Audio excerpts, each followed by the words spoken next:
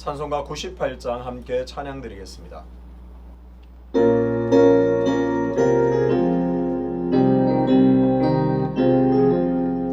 예수님 오소서 임마누엘 우리 주 이곳에 오셔서 기도 들어주소서 능하신 주께서 그 시를 행하사 난무하는 우리의 기도를 들어주소서. 예수님 오소서 임마누엘 우리 주 보좌를 떠나서 사람 몸을 입었네. 높은 자 낮추고 빈천한 자 높이네. 만민 위에 오셔서 사슬을 풀어주소서. 예수님 오소서 임마누엘 우리 주 죄악된 세상에 속죄주로 오셨네. 주민 자 먹이며 병든 자를 고쳤네. 천하 만민 돌보사 빛의 길 가게 하소서. 아멘. 함께 기도하겠습니다. 아버지 하나님, 오늘도 이 새벽에 주님의 날개 아래 우리를 품어주시고 주의 은혜로 우리를 덮어주시니 감사합니다.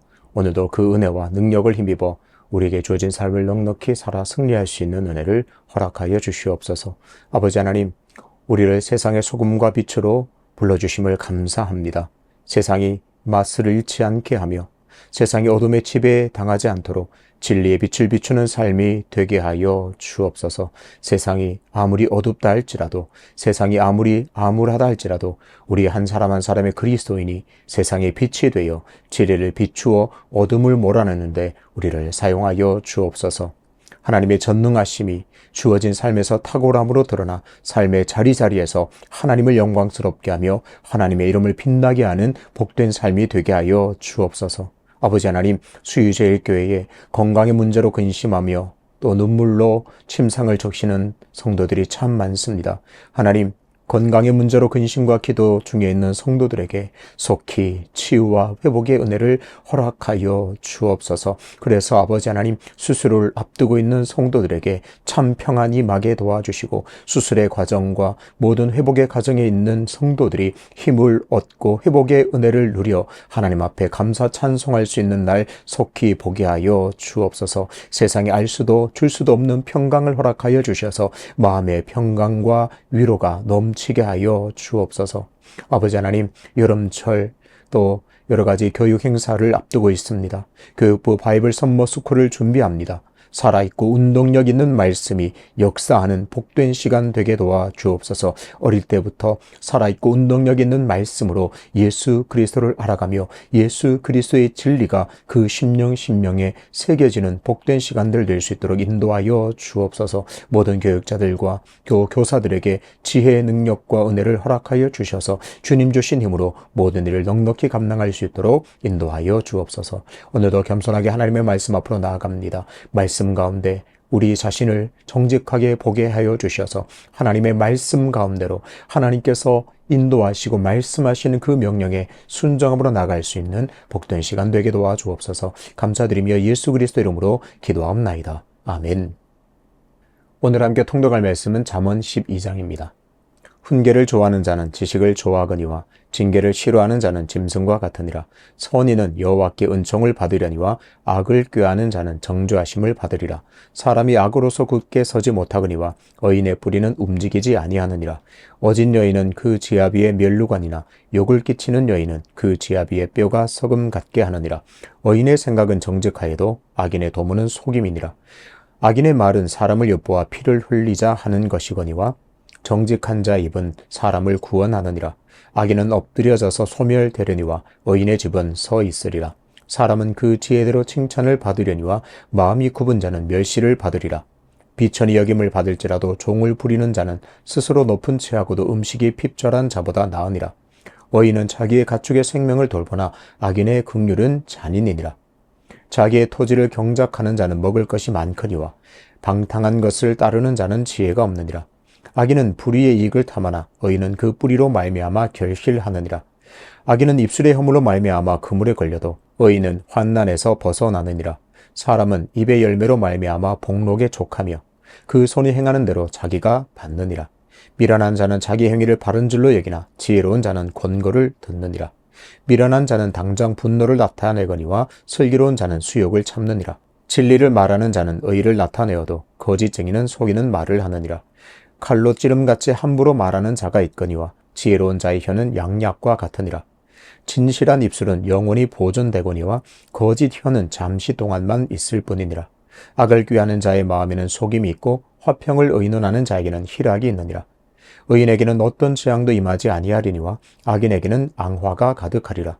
거짓 입술은 여호와께 미움을 받아도 진실하게 행하는 자는 그의 기뻐하심을 받느니라.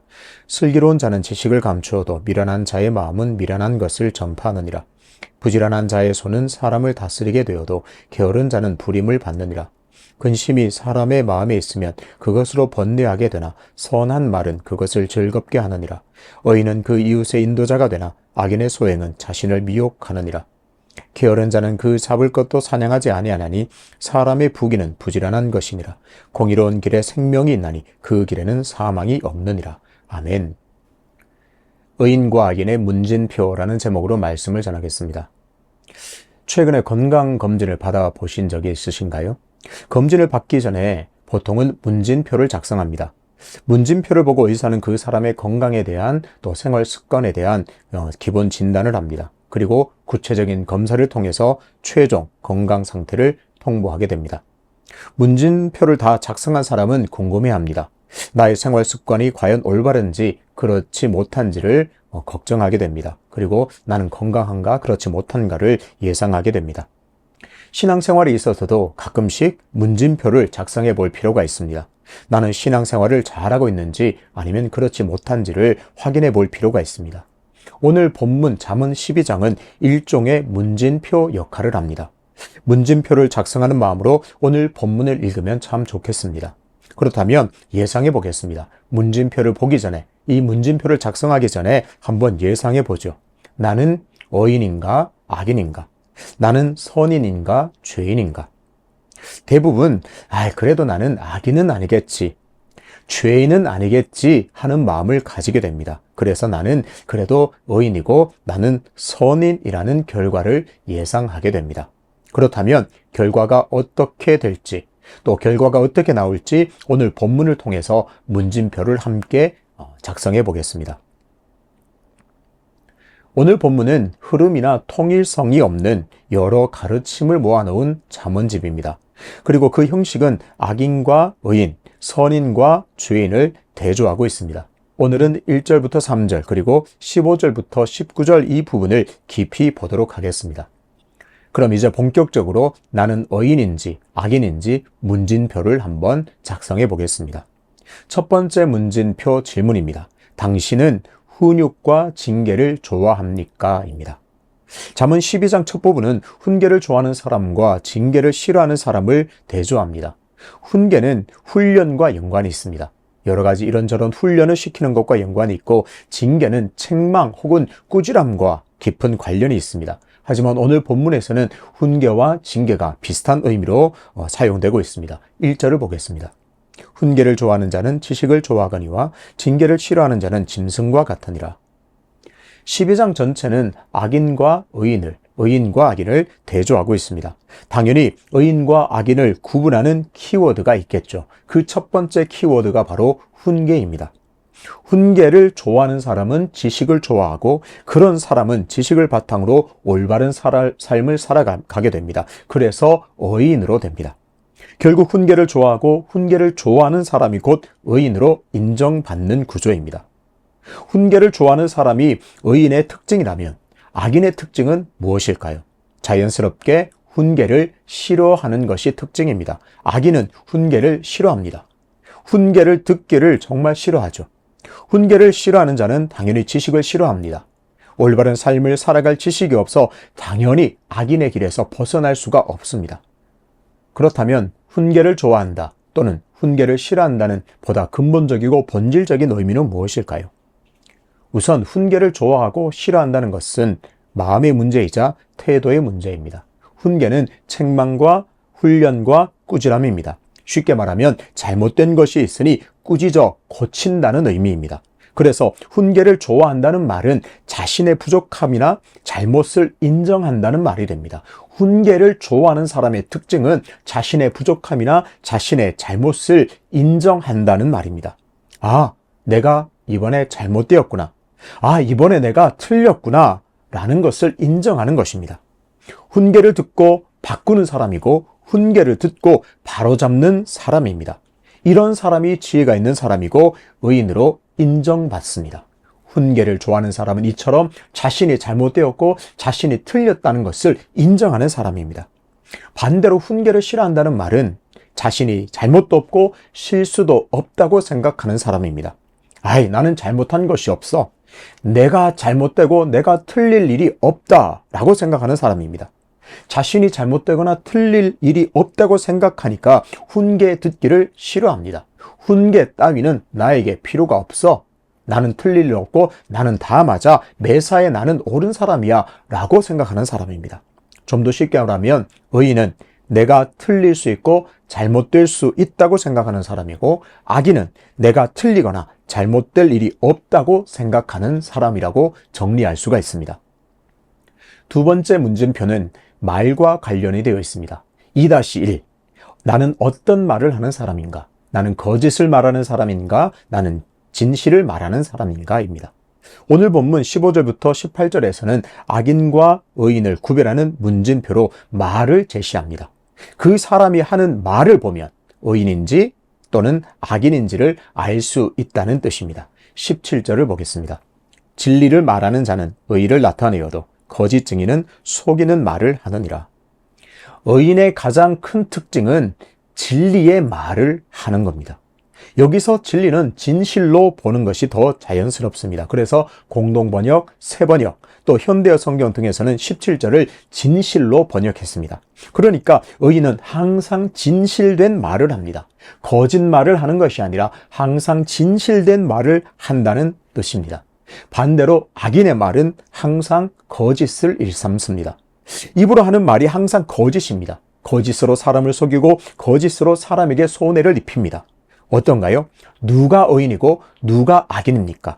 진실한 말을 하면 의인이고 거짓을 말하는 사람은 악인입니다. 그래서 19절에도 이렇게 말하고 있습니다. 진실한 입술은 영원히 보존되거니와 거짓 혀는 잠시 동안만 있을 뿐이니라. 진실을 말하는 사람은 영원히 보존되지만 거짓을 말하는 악인은 잠시 동안만 존재할 뿐입니다. 이렇게 그 사람의 말에 따라 의인과 악인은 영원과 잠시로 그 결국이 결정됩니다. 갈라집니다. 문진표 2-2입니다. 당신은 어떤 말을 하고 있습니까? 상처 주는 말을 많이 합니까? 치료의 말을 많이 합니까? 입니다. 18절에서는 일상에서 더 구체적으로 의인과 악인을 구별할 수 있는 기준을 제시합니다. 칼로 찌름같이 함부로 말하는 자가 있거니와 지혜로운 자의 혀는 양약과 같으니라. 악인은 칼로 찌르는 것 같이 함부로 말하는 사람입니다. 다른 사람에게 상처 주는 말을 아무렇지도 않게 하는 사람입니다. 그래서 악인의 말은 다른 사람을 죽입니다. 그 말이 날카로운 칼처럼 되어서 그 사람을 마구마구 찌릅니다. 그래서 악인의 말을 들으면 사람이 엄청난 상처를 입습니다. 이런 상처를 주는 말을 계속 듣다 보면 그 사람은 마음에 너무나 큰 데미지를 입게 됩니다. 이런 사람의 특징이 있습니다. 에이, 나니까 이런 말을 해주는 거야. 그리고 말합니다. 나는 뒤끝은 없어. 라고 말합니다. 그런데요, 정작 듣는 사람은 정말 오랜 시간 동안 고통에 시달리게 됩니다. 그 상처에서 벗어나는데 너무나 오랜 시간이 걸립니다. 하지만 의인은 사람을 치료하는 말을 합니다. 지혜로운 자의 혀는 양약과 같다고 말합니다. 의인의 말은 사람을 살리는 치료의 말입니다. 의인의 말을 듣는 사람은 살아낼 용기를 얻고 위로를 얻게 됩니다. 죽음과 같은 현실에서 한 줄기 빛을 공급받습니다. 악인이 이렇게 상처를 주는 말을 하는 이유는 모든 관심이 자기 자신에게 있기 때문에 그렇습니다. 다른 사람의 마음, 다른 사람의 상황, 다른 사람의 어떤 마음에는 관심이 없습니다. 상대방의 상황이나 마음을 전혀 고려하지 않고 내가 이 말을 해야 시원하겠다, 내가 이 말을 해야 직성이 풀리겠다고만 생각합니다. 그리고 매우 충동적입니다. 내 감정에 사로잡혀서 충동적으로 말하기 때문에 너무 거칠어서 날카로운 칼로 찌르는 것 같이 상처를 냅니다. 하지만 어인은 항상 상대방을 생각합니다. 그래서 충동적으로 말하지 않고 오랫동안 고민합니다. 심사숙고해서 내가 이 말을 하면 상대방이 어떻게 여길까? 내가 이 말을 하면 상대방은 어떨까? 오랫동안 고민하게 됩니다. 그래서 어인의 말은 그 사람의 깊은 상처도 치료하는 약이 됩니다. 이런 사람의 말을 들으면 너무나 큰 위로를 얻습니다. 자존감이 회복됩니다. 아무리 힘든 일을 만나도 이겨낼 힘을 공급받습니다. 자신을 돌아봅시다. 나는 충동적으로 쉽게 상처 주는 말을 많이 하는지, 아니면 심사숙고하면서 사람을 치료하는 말, 사람을 살리는 말을 많이 하는지. 잠언 12장은 내가 의인인지 악인인지 판단할 수 있는 질문을 던집니다. 문진표를 보여줍니다. 첫 번째는 훈계에 대한 태도가 어떤지를 나에게 묻습니다. 두 번째는 당신의 말의 내용은 어떻습니까? 라고 묻습니다. 처음에 질문을 드렸습니다. 나는 어인인가요? 죄인인가요? 지금도 여전히 처음의 생각과 동일합니까? 아니면 바뀌었습니까? 의인은 훈계를 즐거워하는 사람입니다. 언제든지 내가 틀릴 수 있고 잘못될 수 있다는 겸손한 생각으로 항상 나를 돌아보는 사람입니다. 그래서 저 어떤 훈계가 들릴 때 자신을 바꾸고 고치고 돌아서는 사람입니다. 그래서 의인으로 인정받게 됩니다. 의인은 또 진실을 말하고 다른 사람을 치료하는 말을 하는 사람입니다. 그래서 내가 하는 말의 내용이 참 중요합니다. 그래서 내가 떠오르는 말을 많이 하는 것이 중요한 것이 아니라 내가 하는 말의 내용이 어떤가 매 순간 살펴야 합니다. 혹 훈계를 싫어하거나 내 입술에 거짓을 쉽게 말하고 상처 주는 말을 했다면, 그래서 내가 나도 모르게 악인의 길을 걸었다면 이 새벽 다시 하나님의 말씀을 통한 그 훈계를 즐거워하고 진실을 말하기 위해서 몸부림치고 다른 사람을 치료하는 말을 하는 진정한 의인의 삶을 살아가게 되시기를 주님의 이름으로 축복합니다. 훈계를 즐거워하는 의인의 삶으로 돌아서십시오. 내가 하는 말이 늘 진실된 말을 하고 정말 다른 사람을 살리는 양약과도 같은 치료하는 말로 가득가득 채워서 진정 하나님께서 보시기에 의인으로 인정받게 되시기를 주님의 이름으로 축복합니다.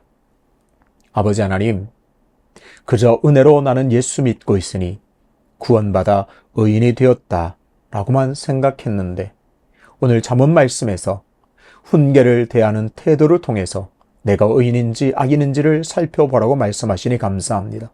그리고 내가 하는 말이 거짓이 많은지 진실을 말하려고 몸부림치는지, 그리고 남에게 함부로 말하며 상처 주는 말을 많이 하는지, 정말 다른 사람을 살리는 양력과도 같은 치료의 말을 하는지를 돌아보게 하시니 감사합니다. 아버지 하나님, 참 부끄럽습니다. 하나님, 나도 모르게 악인의 길을 걸었습니다. 이 새벽 다시 훈계를 즐거워하며 나는 항상 틀릴 수 있구나 겸손한 심정으로 훈계를 즐거워하는 삶으로 돌이키게 하시고, 정말 내가 진실을 말하기 위해서 몸부림치고 정말 다른 사람을 살리려고 하는 사람 살리는 말, 치료의 말을 하는 의인의 삶을 살아갈 수 있도록 은혜의 은혜를 더하여 주옵소서. 연하여 주님 가르치신 기도로 기도하오니 하늘에 계신 우리 아버지, 아버지의 이름을 거룩하게 하시며 아버지의 나라가 오게 하시며 아버지의 뜻이 하늘에서와 같이 땅에서도 이루어지게 하소서. 오늘 우리에게 일용할 양식을 주시고 우리가 우리에게 잘못한 사람을 용서해 준 것 같이 우리 죄를 용서해 주시고 우리를 시험에 빠지지 않게 하시고 악에서 구하소서. 나라와 권능과 영광이 영원히 아버지의 것입니다. 아멘.